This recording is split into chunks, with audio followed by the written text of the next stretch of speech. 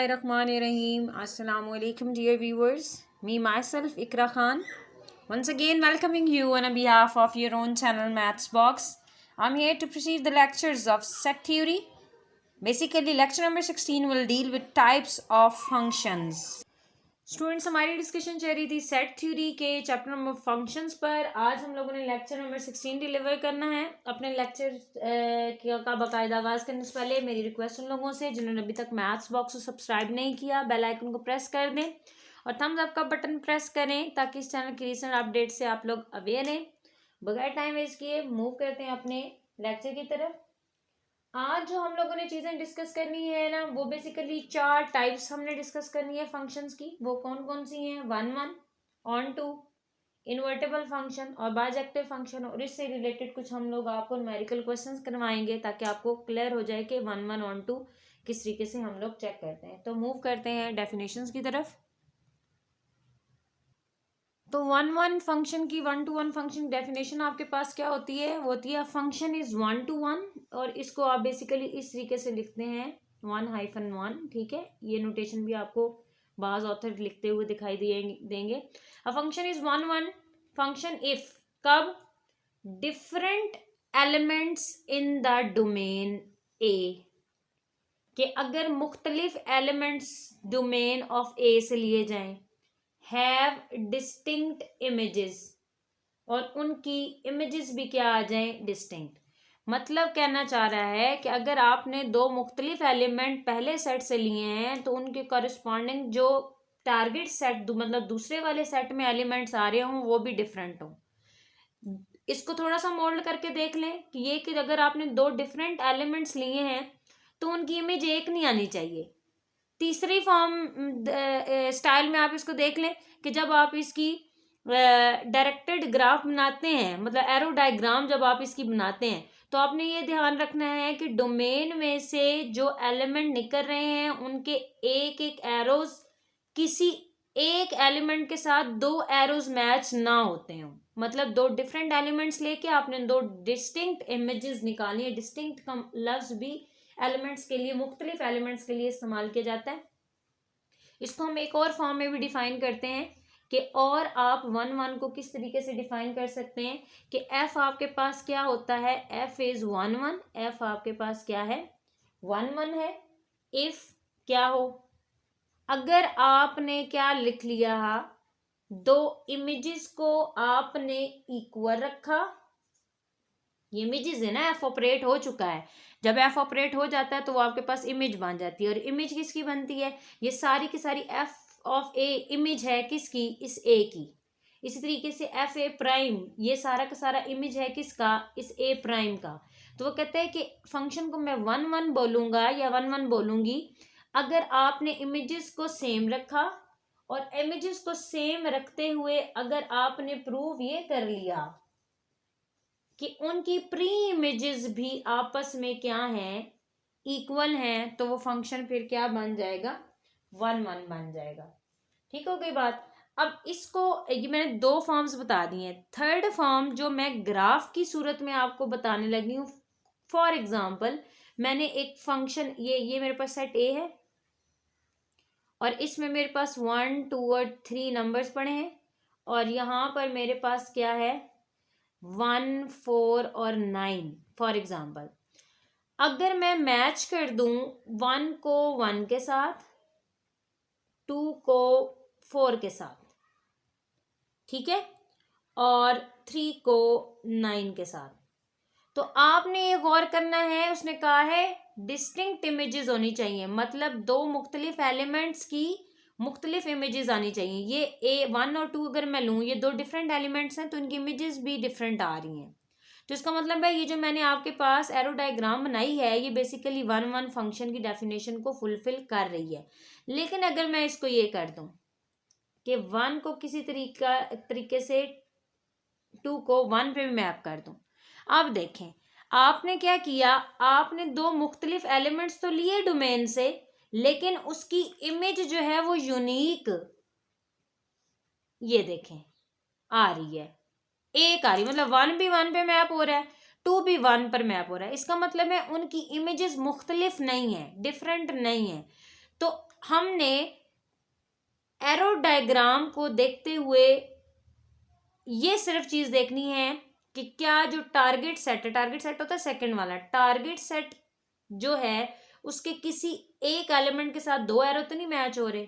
अगर दो arrow match हुए तो वो वन वन फंक्शन नहीं है, और अगर सिर्फ हर एलिमेंट के साथ एक ही एरो मैच हुआ तो फिर वो ऑब्वियसली वन वन की डेफिनेशन को फुलफिल करेगा। नेक्स्ट डेफिनेशन जो हमारे पास है आज के लेक्चर में वो है ऑन टू फंक्शन की। तो क्या कहता है आपको, a function F A into B is onto function. किसी फंक्शन को हम ऑन टू कहते हैं कब, if every element of B, every element मतलब आपने हर एलिमेंट देखना है, ठीक है, every element of B is the image of, वो इमेज है सम एलिमेंट इन ए, वो किसी ना किसी एलिमेंट का इमेज हो। किस एलिमेंट का, उस एलिमेंट का जो ए में मौजूद हो। दूसरे अल्फाज में इसको जरा आप गौर करें तो वो क्या कह रहा है, एवरी एलिमेंट ऑफ बी, और बी तो यहाँ पर आपके पास क्या है, टारगेट सेट है। ये ए आपके पास डोमेन होती है और बी आपके पास टारगेट सेट होता है। कहते हैं एवरी एलिमेंट ऑफ बी, इसका मतलब है बी सारे का सारा इस्तेमाल हो रहा है, ठीक है। इसका मतलब हुआ कि हम ऑन टू की एक और डेफिनेशन कर सकते हैं, वो क्या है कि अगर आपके पास इमेज ऑफ एफ क्या बन जाए, मैं यहाँ पर शॉर्ट फॉर्म में लिख रही हूँ कि इमेज ऑफ एफ अगर आपके पास क्या बन जाए, टारगेट सेट के इक्वल आ जाए। किसके इक्वल आ जाए, टारगेट सेट, जो कि अब यहाँ अब की बार क्या है बी, तो तब भी आप फंक्शन को क्या कहते हैं, वो आपके पास ऑन टू फंक्शन होता है। इसको थर्ड फॉर्म में भी डिफाइन किया जा सकता है। वो किस तरीके से आप डिफाइन कर सकते हैं, F maps A onto B, कि मतलब किसी फंक्शन को आप एफ ऑन टू कैसे कहते हैं, इफ फॉर ऑल, तमाम, एवरी जिसको कहते हैं, for all B belongs to B, मतलब तमाम के तमाम एलिमेंट टारगेट सेट से there exist A belongs to A in B के करस्पॉन्डिंग, मतलब इन बीज के लिए आपके पास ए में कोई ना कोई एलिमेंट मौजूद हो, इस तरीके से कि आप क्या लिख सकें कि F of A is equals to B. तो ये मोस्ट कॉमन जो एक्सप्रेशन हम ऑन टू का इस्तेमाल करते हैं वो बेसिकली लास्ट वाला है, ब्लू वाला। तो ये आपके पास ऑन टू, अच्छा यहाँ मैं बताती चलूँ कि ये जो है फॉर ऑल है और ये देयर एग्जिस्ट का साइन है। जो नए स्टूडेंट हैं थ्योरी में उनके लिए एक नई चीज़ होगी। तो ये आपके पास बेसिकली किसकी डेफिनेशन है, ये डेफिनेशन है आपके पास ऑन टू की। मूव करते हैं नेक्स्ट डेफिनेशन की तरफ। नेक्स्ट बहुत इंपॉर्टेंट डेफिनेशन है इन्वर्टेबल फंक्शन की। A function F A to B is said to be invertible. आप किसी फंक्शन जो कि ए से बी तक डिफाइन हुआ है आप उसको इन्वर्टेबल कहेंगे इफ इट्स इनवर्स रिलेशन, अगर उसका हम इनवर्स रिलेशन बनाएं। रिलेशन का चैप्टर हम प्रीवियस लेक्चर्स में डिस्कस कर चुके हैं और डिस्क्रिप्शन में लिंक दिया गया है, आप गो थ्रू कर सकते हैं। कहते हैं इन्वर्टेबल फंक्शन कहेंगे अगर उसका इनवर्स रिलेशन, क्या, इनवर्स रिलेशन जिसको डिनोट किया हुआ है एफ इनवर्स से, इज अ फंक्शन, कि अगर हम उसका इनवर्स निकालें और इनवर्स रिलेशन भी फंक्शन बन जाए तो आपके पास इस फंक्शन को, स्टार्टिंग वाले फंक्शन को आप इन्वर्टेबल फंक्शन कहते हैं। यहां से एक बात तो क्लियर हो गई कि उसने कहा है कि इफ इट्स इनवर्स रिलेशन, कि हर फंक्शन का फिर इनवर्स एग्जिस्ट नहीं करता होगा। जरूरी नहीं है कि दुनिया में जितने भी फंक्शन है सब के इनवर्सेस एग्जिस्ट करते हो। अगर उनका इनवर्स रिलेशन फंक्शन बनेगा तो आपके पास वो इनवर्स या इन्वर्टेबल फंक्शन होगा, अदरवाइज हम नहीं कह सकते। और दूसरा हम लोगों ने प्रीवियस लेक्चर्स में डिस्कस ये भी किया हुआ है कि आपके पास हर फंक्शन तो रिलेशन होता है, मतलब जो फंक्शन है वो लाजमन रिलेशन होगा, लेकिन जो रिलेशन है ज़रूरी नहीं है कि वो फंक्शन हो। तो यहाँ पर प्रोबेबिलिटी आ जाती है इस चीज़ की, क्या पॉसिबिलिटी सॉरी आ जाती है इस चीज़ की कि कुछ रिलेशंस हमारे पास, मतलब फंक्शंस इस तरीके से डिफाइन हो जिनसे हम इनवर्स रिलेशन बनाएं लेकिन वो फंक्शन ना बने। तो फिर हम उस फंक्शन मेन फंक्शन को ये नहीं कह सकते कि वो इन्वर्टेबल है। इन्वर्टेबल होने के लिए उसका जो रिलेशन बने वो रिलेशन लाजमन फंक्शन भी बनना चाहिए, तब हम मेन फंक्शन को कहते हैं कि वो इन्वर्टेबल है। इसी चीज़ को हम दूसरे अंदाज में किस तरीके से कह सकते हैं, ज़रा वो देखें कि अगर आपके पास, और लिख देती हूँ यहाँ पर, चले, अगर आपके पास एक फंक्शन है, ठीक है, यहाँ पर इफ़ एफ आपके पास फंक्शन है, कहाँ से कहाँ तक डिफाइन हो रहा है, ए से बी तक, ठीक है, और इसको आप कहेंगे क्या कि ये वाला फंक्शन इन्वर्टेबल है if F A to B and क्या हो, एफ इनवर्स एग्जिस्ट करे, कहाँ से कहाँ तक, बी से ए तक, and F inverse from B to A exist such that, इस तरीके से कि इन दोनों की जब मैं कंपोजिशन लूं, एफ इनवर्स कंपोजिशन एफ, तो वो मेरे पास आंसर क्या दे, आइडेंटिटी रिलेशन। लेकिन ए देखे, मैंने ये एफ इनवर्स ऑफ एफ लिखा, मतलब एफ से मैंने यहां तक जाना है, ठीक है, तो पहले एफ ऑफ रे टू एफ से बी आ गया, फिर बी से आप किस में चले जाएंगे, ए में, या आप जब इसको अप्लाई करेंगे दूसरी तरफ से, मतलब एफ ऑपरेट हो जाए, मतलब एफ कंपोजिशन एफ इनवर्स हो जाए, तो अब की बार आपके पास यहाँ आइडेंटिटी ए नहीं आनी चाहिए, आइडेंटिटी फंक्शन बी आना चाहिए, ठीक है, कि बी के हर एलिमेंट खुद पे मैप होना शुरू हो जाए, तो वो फिर आइडेंटिटी फंक्शन ऑफ बी हो जाएगा। और जिसमें था, अब ये याद रखना है आपने कि इनवर्स लेफ्ट साइड से मल्टीप्लाई हो रहा है, तो मतलब लेफ्ट साइड पे लिखा हुआ है तो आइडेंटिटी ऑफ ए आएगा, आइडेंटिटी फंक्शन ऑफ ए मतलब basically identity function defined on A, वो हो जाएगा। और अगर राइट साइड से होगा तो फिर आप बी लिखेंगे। अगर ये कंडीशन फुलफिल हो जाती है तो फिर आप एफ को कहते हैं क्या, invertible. If F A to B and F inverse A exist such that this, then F is called, F को आप क्या कहते हैं भाई, इन्वर्टेबल फंक्शन। तो इस केस में ही अब आपके पास कौन सा फंक्शन बन गया, इन्वर्टेबल फंक्शन बन गया। नेक्स्ट डेफिनेशन हमारी बाइजेक्टिव की, वो मैं आपको वर्बली बता रही हूँ, बहुत ज़्यादा इंपॉर्टेंट है। बाइजेक्टिव क्या है, बाइजेक्टिव जब कभी भी आपके पास क्या हो, फंक्शन 1 भी हो जाए और ऑन टू भी हो जाए, तो इसको आप कहते हैं क्या, बाइजेक्टिव फंक्शन, ठीक है। A function is said to be bijective when it is 1 as well as onto, ठीक है।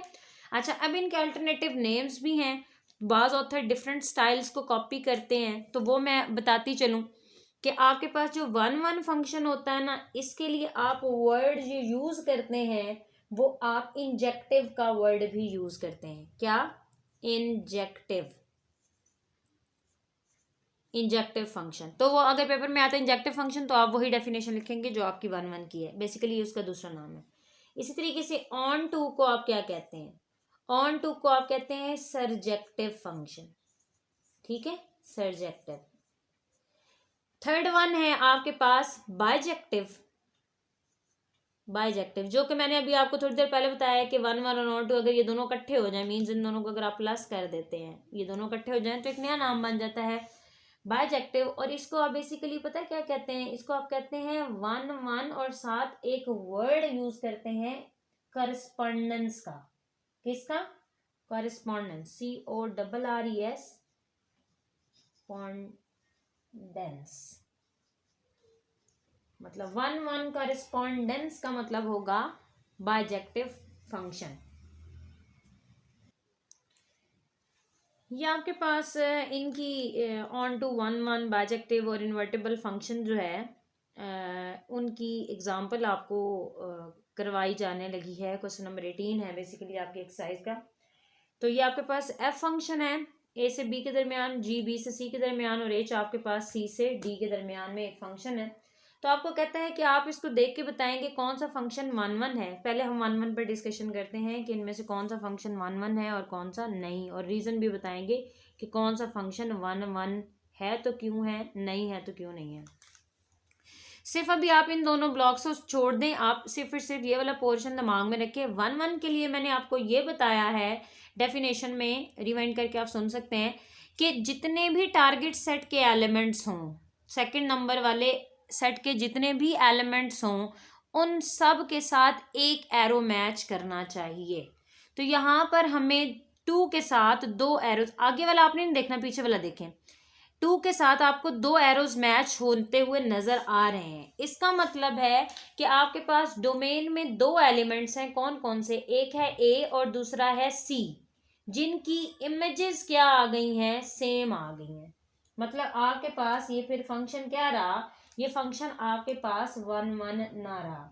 क्यों? क्योंकि 2 एलिमेंट्स आपको डोमेन में इस तरीके से मिले हैं कि वो खुद तो मुख्तलिफ हैं लेकिन उनकी इमेजेस मुख्तलिफ नहीं है, लिहाजा एफ आपके पास 1 1 नहीं है। F is not 1 1। ठीक है, वो आप कंप्लीट कर लीजिएगा। रीजन मैंने आपको बता दिया, आप उसको अच्छी सी इंग्लिश में लिख लीजिएगा।